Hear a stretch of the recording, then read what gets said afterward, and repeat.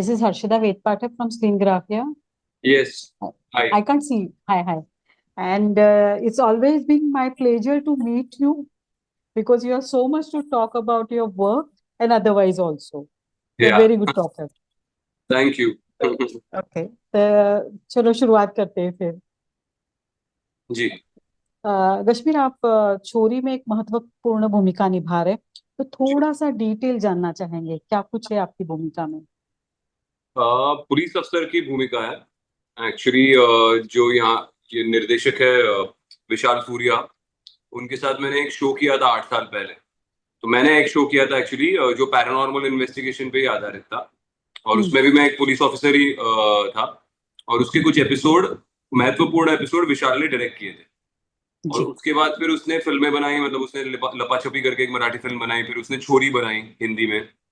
और फिर जब वो छोरी 2 उसका मतलब उसका उसकी स्क्रिप्ट कंप्लीट हुई और वो शूट करने जा रहा था, तब उसने मुझे फोन किया था और उसने कहा था कि यार, अब तक छोरी की यूनिवर्स में, इस हॉरर जॉनर की यूनिवर्स में जो पॉजिटिव फोर्स है वो अपनी हीरोइन है, और जितने भी मेल कैरेक्टर्स आते हैं वो सब नेगेटिव साइड में होते हैं। तो पहली बार में छोरी 2 में मैं एक पॉजिटिव मेल कैरेक्टर भी इंट्रोड्यूस करना चाहता हूँ हीरोइन के साथ, जो उसका दोस्त हो, उसकी हेल्प करे, उसकी सहायता करे और उसके साथ आगे बढ़े उसकी जर्नी में। तो और वो एक पुलिस अफसर होगा। तो that is the kind of role that I want you to do. So I said yes and I wanted to work with Vishal, तो वो एक साथ जुड़ के आ गए हम लोग उस वक्त। So that's about it. It's summer. Summer नाम के एक इंस्पेक्टर की भूमिका है, जो साक्षी का दोस्त है। There is no romantic angle involve at all. अच्छी दोस्ती है दोनों की।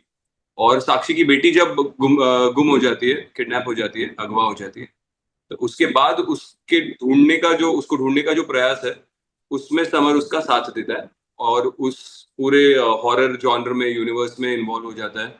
उन ऑकल्ट प्रैक्टिसेस का जब वो सामना कर रही है तो उसकी सहायता करता है। So that's what the character is always supporting the lead heroine and going with her through the journey. That's what the character is about.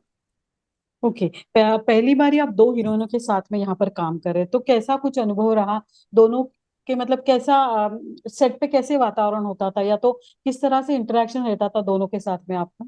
नहीं, मेरा सुहा के साथ कोई सीन नहीं है इस फिल्म में।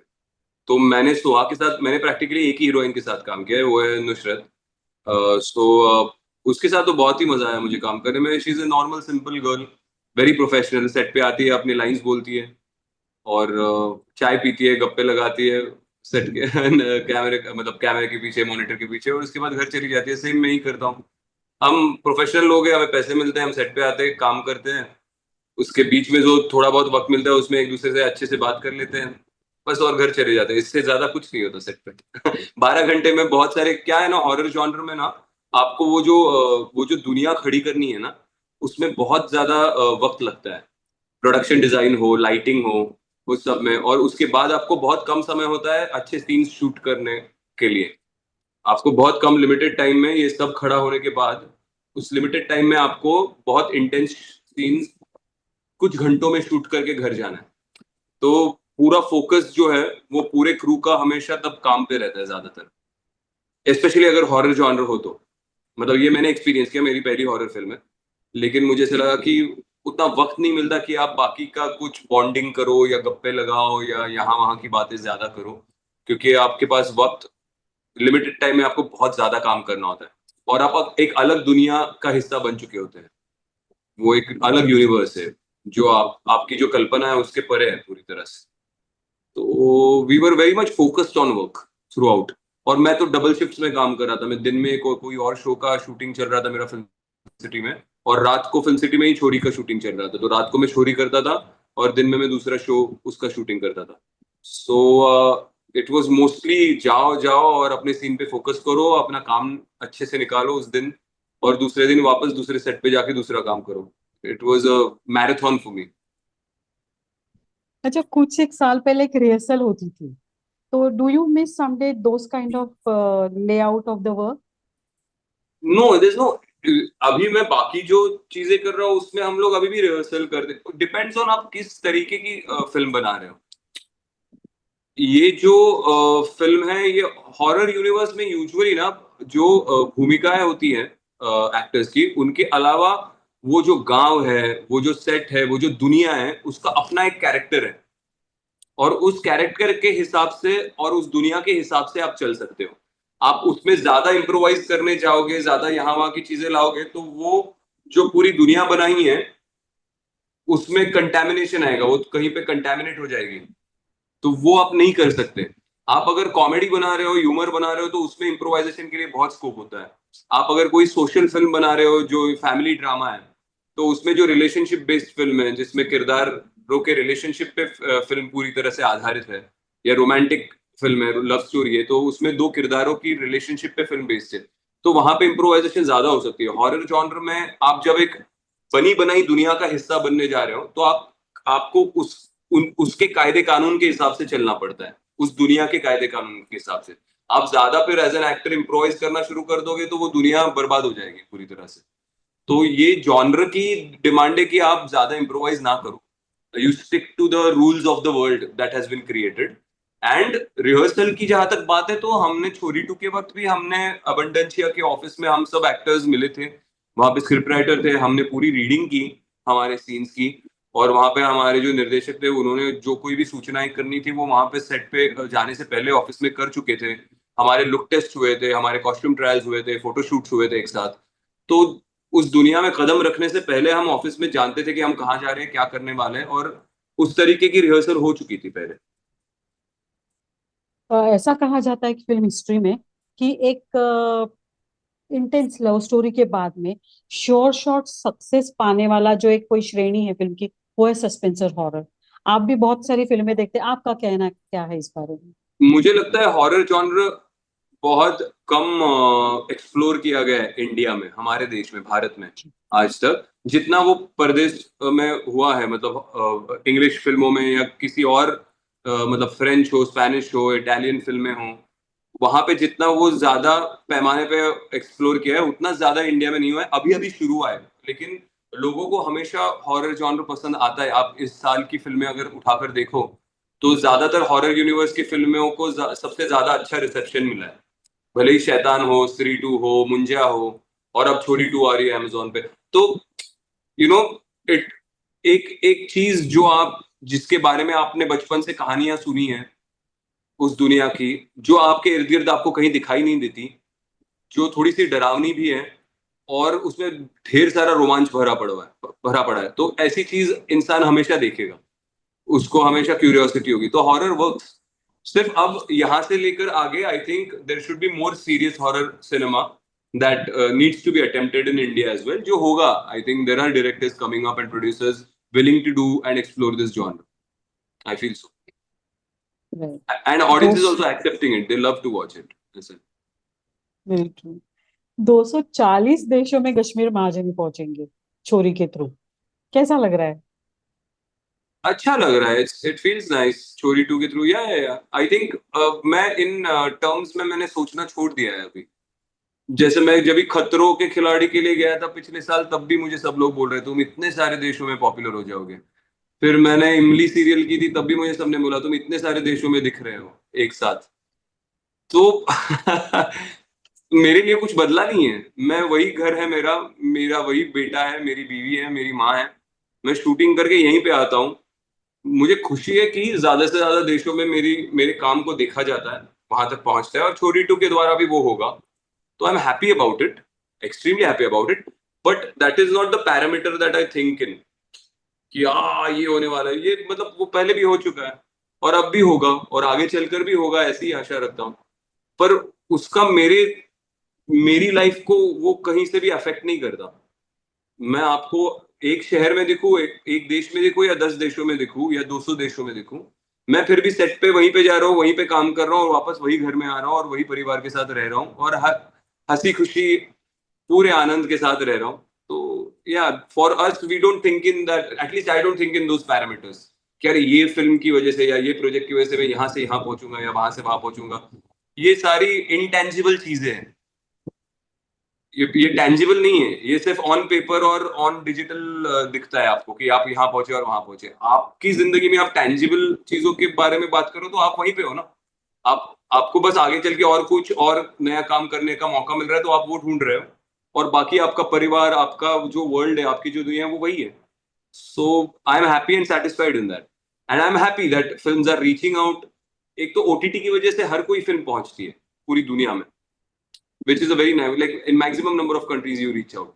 So whatever work comes on OTT, you're always happy about it. मतलब थिएट्रिकल रिलीज भी मिला तो उसके बाद फिल्म जब ओटीटी पे आती है तो वो ज्यादा देशों में पहुंचती है, तो आप उस चीज का हमेशा you feel good about it. But I am very normal about it. I there is nothing glamorous about it for me. बहुत ही विनम्रता से आप ये कह रहे हैं. अच्छा, फिल्म की जो कहानी माँ बेटी और थोड़ी सी जादू, थोड़ा सा भूत प्रेत, इसके इर्द गिर्द घूमती, तो एज एन एक्टर आपको कितनी चैलेंजिंग लगा आपका रोल? नहीं, मुझे, मैं आपको बताऊं, मैंने कोई ऐसा चैलेंज सोच के मैं इस फिल्म में नहीं आया था. या वैसे बताऊं तो मैं किसी भी फिल्म में या किसी भी शो में कोई चैलेंज है और इसलिए मैं ये करूंगा. I think just getting up every morning, going to the set, and कभी कभी ना बहुत ही आम रोल करना सबसे बड़ा चैलेंज होता है. फील आम काम करना, कि जिसमें आप एक आम इंसान हो और आपको आम इंसान की तरह बर्ताव करना है, और उसकी जो माइनर माइनर इमोशंस और छटा है वो आपको स्क्रीन पे लानी है, ये सबसे ज्यादा चैलेंजिंग होता है. यहाँ पे छोरी 2 में इनफैक्ट एक्टर को एक बहुत अच्छा सपोर्ट होता है प्रोडक्शन डिजाइन का, सेट का, लाइटिंग का. वो माहौल डायरेक्टर और डीओपी मिलके इतना अच्छे से क्रिएट करते हैं कि आप ऑटोमेटिकली वो कैरेक्टर दिखना शुरू हो जाता है आपको, क्योंकि उसको उस सेटअप में खड़ा किया गया है, उस लाइटिंग में, उस पूरी दुनिया में, उस माहौल में. तो in fact it becomes easier for you to believe that I am that inspector who is, trying to find that guy or that girl, or trying to help his friend, because and he is in this paranormal world जहाँ पे भूत प्रेत है, क्योंकि वो भूत प्रेत मुझे अपने अभिनय के द्वारा नहीं दिखाने हैं, वो वीएफएक्स के द्वारा और शूटिंग के द्वारा मेरे निर्देशक और मेरे जो कैमरामैन है वो दिखा रहे हैं, या मेरे वीएफएक्स टीम जो है वो. तो इनफैक्ट एक्टर के लिए ये चैलेंज कम है कि यहाँ पे मुझे कुछ, it becomes easier.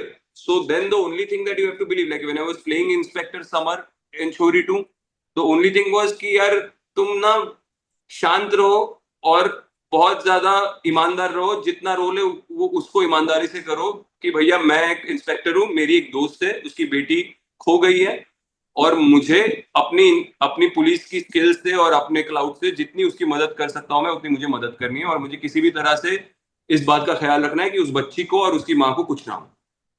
बस मुझे इतना ही, यही मुझे ये थॉट लेके ही काम करना है.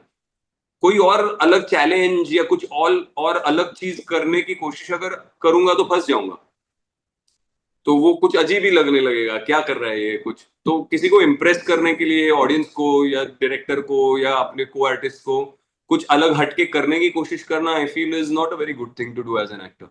जो आपको दिया गया है उसको आप समझो और फिर उसको ईमानदारी के साथ उसको निभाओ. बाकी सारे लोग उनका उनका काम करें, वो सब जब जुड़कर आएगा तो बहुत अच्छा लगेगा. And that is what I followed in छोरी 2. कश्मीर, आप मतलब हिंदी फिल्में करते हैं, मराठी फिल्में करते हैं, पर आप ज्यादातर ओटीटी नहीं करते. Is that deliberate career plan है आपका? नहीं, ऐसा नहीं है. ओटीटी पे मैंने ना सिर्फ लॉन्ग फॉर्मेट सीरीज की है. जैसे अच्छा. गुनाह आई थी हॉटस्टार पे, हम्म. या उसके पहले एक तू जख्म है करके आई थी, जो अभी अमेजोन पे ही एमएक्स पे है. अमेजोन एमएक्स अभी मर्ज हो चुका है. लेकिन ये सारे लॉन्ग फॉर्मेट शोज है. तो लॉन्ग फॉर्मेट शोज को क्या है ना, उस तरीके की मान्यता नहीं है अभी तक ओटीटी में जो मिनी सीरीज को है. 6 एपिसोड या 8 एपिसोड की सीरीज आप करते हो तो आप सडनली फ्रंट पे आ जाते हो. लॉन्ग फॉर्मेट सीरीज को ना टीवी प्लस कहा जाता है, कि वो होता है 25 एपिसोड, 30 एपिसोड चलते रहता है. It's a long format series. तो शॉर्टर फॉर्मेट मिनी सीरीज करने की बिल्कुल इस साल, that is the plan this year, कि एक बार मैं मिनी सीरीज कोई कर लूं तो फिर आपको ऐसा लगेगा कि हाँ इसने ओटीटी कर लिया भाई फाइनली, ऐसा होगा. तो दैट्स इट. बस एक 6-8 एपिसोड की सीरीज करनी है बस, दैट्स इट. सो वो होगा, लेकिन इस साल होगा. Will do something in that zone this year. आपका मतलब एक रियलिटी कोई भी शो हो, आप पहले पसंद होते हैं? ऐसा क्या है आप में कि रियलिटी वाले आपके पास खींचे तक चले आते हैं, और आप नहीं नहीं, उसमें ऐसा बहुत कुछ नहीं है भाई. प्रोमिनेंटली मैंने, दिखते भी हैं? हाँ हाँ. जी. मतलब वो जो कोई रियलिटी शो है ना, आप मतलब इतने उस पे छा भी जाते हैं, ऐसा कुछ नहीं कि फिलर है, नहीं, आप उसकी पर्सनालिटी आपकी निखर के भी आती है. तो क्या कुछ अट्रैक्शन है आप में कि हर कोई रियलिटी शो वाला आपको लेना ही चाहता है? क्या है इस विकास में? आई डोंट नो, मैंने 2 ही रियलिटी शोज किए, एक झलक किया था और अभी खतरों के खिलाड़ी किया। मेरे हिसाब से the only thing that worked was, I feel what connected with the audience more than worked, I would say is, जो मुझे फीडबैक भी मिलता है कि I was just being normal. मैं कुछ इम्प्रेस करने के लिए या मुझ पे फुटेज आ जाए या मैं कैमरे के सामने ज्यादा दिखूं इसलिए उठपटांग हरकतें नहीं कर रहा था। शांति से अपना काम कर रहा था, अपने स्टंट्स कर रहा था या अपना डांस कर रहा था, बीच में कभी अगर हंसी मजाक हो जाए तो उसमें हिस्सा ले रहा था, लेकिन जो था वो रियल था। आई थिंक उसको रियलिटी शो बोलते हैं ना। तो यूजुअली रियलिटी शो में सारी अनरियल चीजें करने की जो कोशिश होती है, वो अगर आप टाल दो और आप जैसे हो वैसे रहो, तो अगर आप एक अच्छे ठीक ठाक इंसान हो तो वो आ जाता है सामने, मतलब it gets projected, it connects with people, and I think that is the feedback I got after Khatron और झलक, कि we like you because you are normal, you being yourself, और जैसे तुम हो वैसा वहां पे थे। कुछ अजीब सी चीजें और हरकतें करने की कोशिश नहीं कर रहे थे ताकि लोग तुम्हें पसंद करें। You are not trying to impress people और trying to be different. That doesn't make sense. Every person is different in himself. Just be yourself. So I think that worked for those shows. That is the बिल्कुल सही। feedback that I got from the audience. They were like that. That's why they liked me. Is what most people tell me. बिल्कुल सही, बिल्कुल सही। अच्छा, और एक reality show big boss, वो कभी भी नया सीजन आता है तो आपका नाम प्रोमिनेंटली होता है पर आप दिखते नहीं है। तो ये जी। आपकी तरफ से कुछ हिच है कि मतलब ऑर्गेनाइजर की तरफ से? नहीं नहीं, वो तो मैं पहले ही बोल चुका हूँ ना, वो मेरे टाइप का शो है ही नहीं, तो मैं बिग बॉस तो नहीं करूंगा कभी। It doesn't, it's not my kind of a show. उसमें खतरों के खिलाड़ी में स्टंट्स वंट्स थे जो हमारे एक्शन का एक हिस्सा होता है। अभी छोरी 2 में मेरा एक एक्शन सीक्वेंस है एंड में, तो स्टंट्स हमारे काम का एक हिस्सा है एज एन एक्टर। झलक मैंने किया क्योंकि उसमें डांस था, तो वो भी हमारे एज एन एक्टर हमारी दुनिया का एक हिस्सा है, हमारे टैलेंट का प्रदर्शन करने का हमें मौका मिलता है, एक मंच मिलता है। लेकिन बिग बॉस में ऐसी कोई चीज नहीं है जो एक एक्टर के टैलेंट को एक्सप्लोर करे या उसको एक कोई मंच से प्रदान करे कि आप जाके वहां पे परफॉर्म कर रहे हो और फिर आपको सराहा जा रहा है, ऐसा कुछ नहीं है। तो फिर वो करने का कोई मतलब नहीं बनता। वो 3 महीनों में मैं कोई एक अच्छा वेब शो या कोई एक अच्छी फिल्म कर लूंगा। So it's not my kind of a show, it's a brilliant show. It अगर इतना ब्रिलियंट नहीं होता तो इतने साल चलता नहीं, चल रहा है इतने सालों साल चल रहा है। लेकिन मैं एक हार्डकोर एक्टर और सिनेमा की दुनिया का इंसान हूँ। मुझे फिल्में बनानी है, मुझे शोज बनाने हैं, मुझे कहानियां सुनानी है, उनका हिस्सा बनना है एज एन एक्टर। तो मेरा जब वो फोकस है तो मैं बिग बॉस, मेरे फोकस, आप ऐसा नहीं हो सकता ना, एक अलग प्रोफेशन का आदमी दूसरा प्रोफेशन नहीं कर सकता। Bigg Boss has got nothing to do with me as an actor. There is nothing that I can do as an actor over there, तो मैं वहां क्यों जाऊं? ऐसा है। खतरों में मैं गया क्योंकि स्टंट्स करने का मौका था, वो मेरे एक्टिंग का हिस्सा है। मेरे एक्टिंग मतलब मेरे एक्टिंग करियर का एक पार्ट है, हम एक्शन करते हैं, तो दैट्स व्हाई आई वेंट। इतना सिंपल है, there is nothing else. So it doesn't make sense for me to do that show. एक किसी फिल्म का सीक्वेंस आने के लिए जब ज्यादा समय लगता है तो ऑडियंस थोड़ी सी भूल सी जाती है। जैसे कि छोरी में भी मतलब 4 साल हुए, गैप पड़ती है। तो एज एन एक्टर आपको लगता है कि ये कुछ खामियाजा है कि या तो फिर सीक्वल है 1-2 साल के अंदर आ जाना चाहिए? एज एन एक्टर आप क्या सोचते हैं?